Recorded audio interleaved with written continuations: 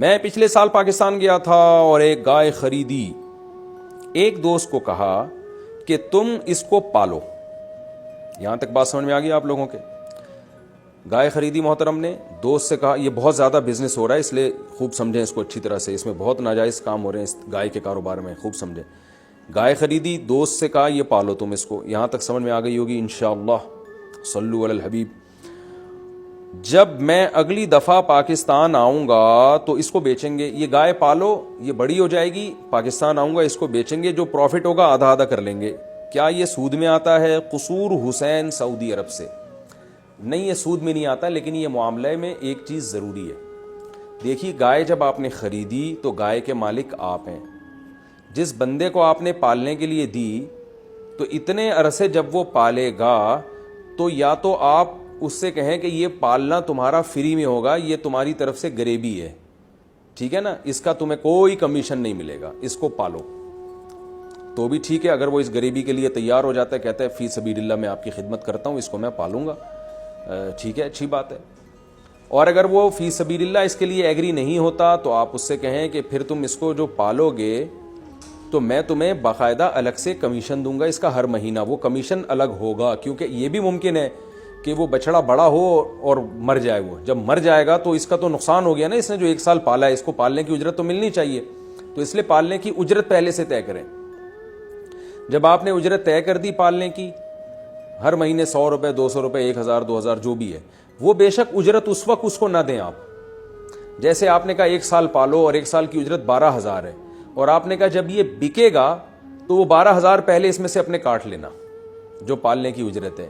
اس طرح بھی ہو سکتا ہے کہ 12000 اس وقت لے لینا, اور اگر وہ 1 سال بعد جانور مر گیا تو پھر آپ کو اپنی جیب سے 12000 دینے پڑیں گے. ایک کام تو یہ. دوسرا کام یہ کہ یہ بھی طے کرنا پڑے گا کہ اس کی جو کھلائی پلائی ہوگی یہ خودرو گھاس سے ہوگی, یعنی کھیت میں چرے گا یہ اور آپ چرائیں گے اس کو, یا گھاس خرید کے کھلائیں گے. اگر وہ خرید کے کھلائے گا تو اس گھاس کے پیسے آپ کے ذمے ہیں جس کی گائے ہے, کیونکہ جو مالک ہوتا ہے نا, جتنے بھی خرچے ہیں ذمہ داریاں ہیں مالک کے اوپر ہی آتی ہیں, مالی ذمہ داریاں. تو گائے میں آپ نے اس کو یہ بولنا ہے کہ بھائی جان یہ گائے کو جب آپ کھلائیں گے تو کھلائی بھی میرے ذمے ہے, تو یہ کھلائی بھی کاؤنٹ کرتے چلے جائیں. 1 سال کے بعد اس کھلائی کا خرچہ بھی اس کے پروفٹ سے پہلے نکالا جائے گا. اور اگر گائے 1 سال کے بعد مر گئی اور پروفٹ نہ ہوا تو پھر اپنی جیب سے وہ کھلائی کے پیسے آپ کو دینے پڑیں گے. بعض دفعہ یہ ہوتا ہے کہ کھلائی بھی اس کے ذمہ ڈال دی جاتی ہے, کھلائی کے پیسے جو گائے پال رہا ہے یہ اس کے ذمہ ڈالنا درست نہیں ہے. سمجھ میں آ گئی ہوگی انشاءاللہ. تیسرا پھر یہ کہ جب وہ مارکیٹ میں بیچے گا تو جو پروفٹ ہوگا آدھا آدھا کر لیں گے, یہ بالکل جائز ہے, اس میں کوئی گناہ نہیں ہے. تو ان شرطوں کے ساتھ یہ معاملہ جائز ہے جو میں نے آپ کو بتائیں. اور اگر یہ شرط, اور بے شک وہ تھوڑی اجرت رکھ لیں آپ, اور یہ بھی ہو سکتا ہے کہ آپ نے چونکہ کھلائی کے پیسے بھی اپنی جیب سے بھر لیے اور الگ سے آپ اس کو پالنے کی اجرت بھی دے رہے ہیں, تو پھر پروفٹ میں اس کا جو ریشو ہے وہ کم کر دیں.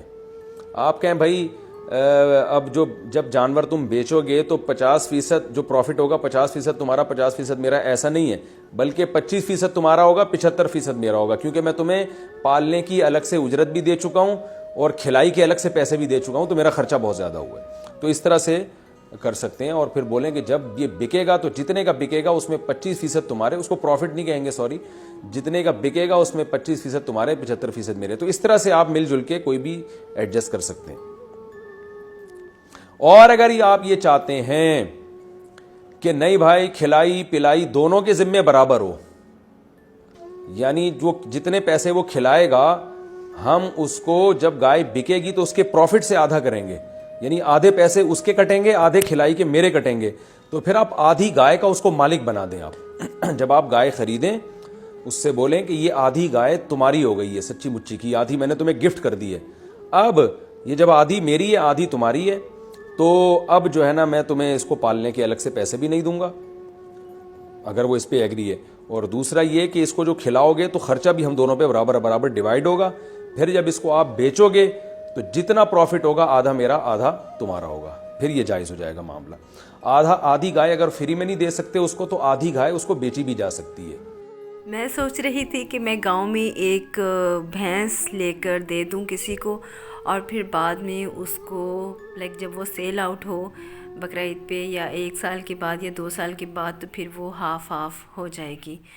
تو اس وجہ سے میں نے یہ ٹاپک سرچ کیا اور مجھے کافی اچھی لگی ان کی باتیں. بہت واقعی بہت باریک بینی سے انہوں نے بتایا اور جو چیزیں میرے مائنڈ میں تھی کنفیوژن وہ دور ہو گئی, کیونکہ میں سمجھتی تھی کہ بس لے کر ان کو دے دو, سب کچھ ان کے ذمہ ہیں اور جب سیل آؤٹ ہوگی تو آدھا میرا اور آدھا ان کا, اور جو میرے پیسے خریدنے میں لگیں گے وہ بھی میرے اور آدھا پروفٹ بھی میرا.